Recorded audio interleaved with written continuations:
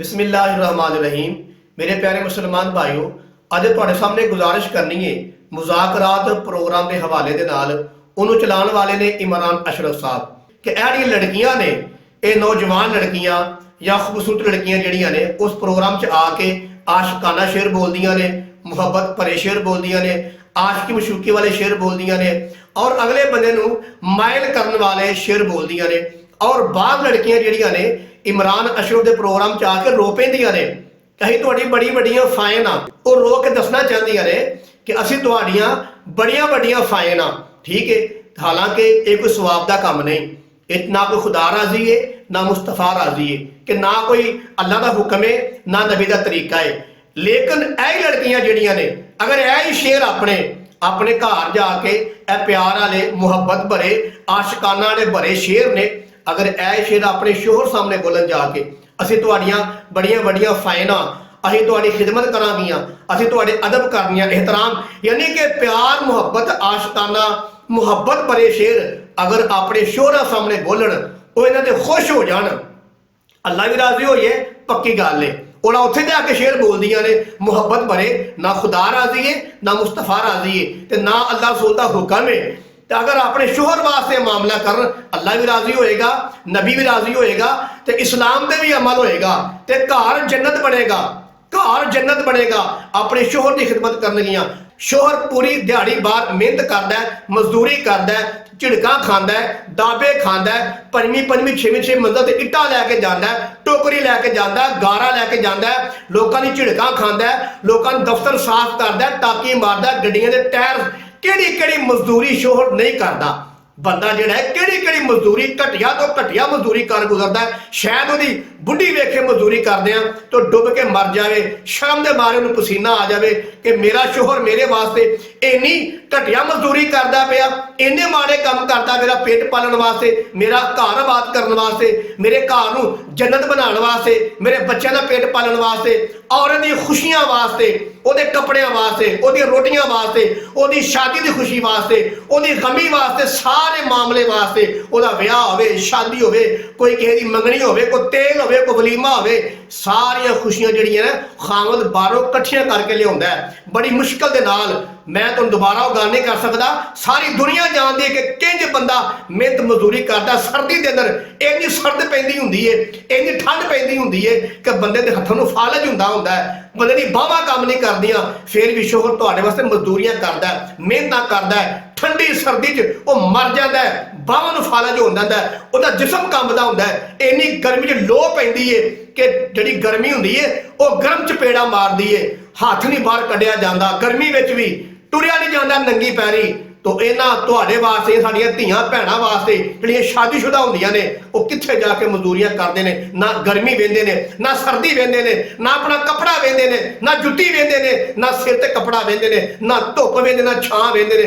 कसम खुदा वो मौत नूं मासी कह के ते मजदूरी करके दिन रात अपने जिस्म दा बेड़ा गड़ा करके तुहाडे वास्ते लैके आउंदा है।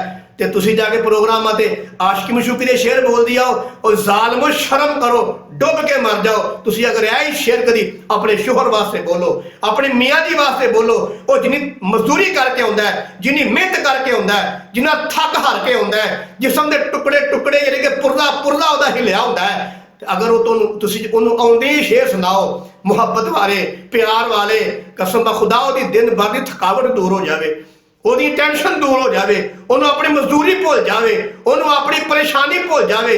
लेकिन दुख की गल है, इन्हां कुड़ियां वास्ते अफसोस की गल है, इन्हां अल्लाह माफ फरमाए घटिया औरतां वास्ते डुब मरन का मकाम है कि इमरान अशरफ के प्रोग्राम से जाके उत्थे आशिकाना शेर बोलदियां ने, मुहब्बत भरे शेर बोलदियां ने। और जालमो शर्म करो, शर्म करो। तुहानूं माँ बाप ने यह तरबियत दी है, जिहड़ा तुहाडा शोहर है, जिहड़ा तुहाडा बंदा है, जिहड़ा तुहाडे घर दा मालक है, अल्लाह दे पाक पैगंबर ने फरमाया खुदा दी जात तो बाद अगर किसी नूं सजदा जायज़ हुंदा ते औरत नूं हुक्म हुंदा कि अपने शोहर नूं सजदा करे। इन्ना मकाम है मर्द दा, कुरान भी आंदा है। ते तुसी उत्थे जाके आशिकी मुशीकी में शेर बोल दियो, जालमो डुब के मर दो, शर्म करो। किसी घटिया ते गंदे खानदान दी हो, ये अपने शोहर वास्ते बोलिया करो, अपने मियाँ जी वास्ते बोलिया करो। ओदी दिन बाद थकावट दूर हो जाएगी, ओदी गमी खुशी तब्दील हो जाएगी।